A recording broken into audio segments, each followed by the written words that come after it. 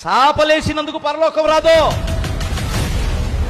చేస్తే చేయండి, లేదంటే లేదు. ఉన్న మాట ఉన్నట్టే చెబుతాను నేను. కుర్చీ లేసినందుకు పరలోకం రాదమ్మా. తగిన ప్రతిఫలం నీకు నీ పిల్లలకి ఇస్తాడు దేవుడు. దీని విషయంలో పరలోకం రావాలంటే నీ భక్తిని కాపాడుకో, నీ నీతిని కాపాడుకో, నీ పరిశుద్ధతను కాపాడుకో.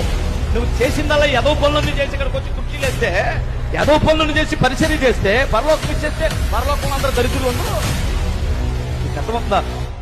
సెకండరీ నీ పరిచర్య, ఫస్ట్ నీ భక్తి, ఫస్ట్ నీ భక్తి. నేను వాక్యం ఎవడైనా చెప్తాడో, వాక్యం చెప్పిన వాళ్ళందరూ భక్తులు అనుకుంటున్నారా? నీకు అర్థం?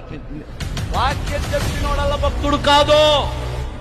ఇతర భార్యలోడు చెబుతున్నాడు వాక్యం, వ్యభిచరించాడు వాక్యం చెబుతున్నాడు, లంచాలు తీసుకునేవాడు వాక్యం చెబుతున్నాడు. నాకంటే బాగా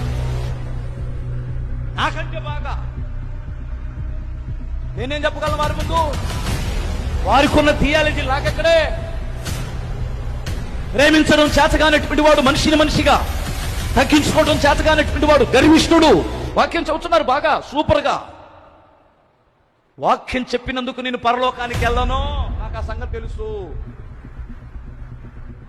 నా ప్రభు నాకు ఇచ్చిన భక్తిని కాపాడుకొనుట వలన నేను కాపాడబడతాను.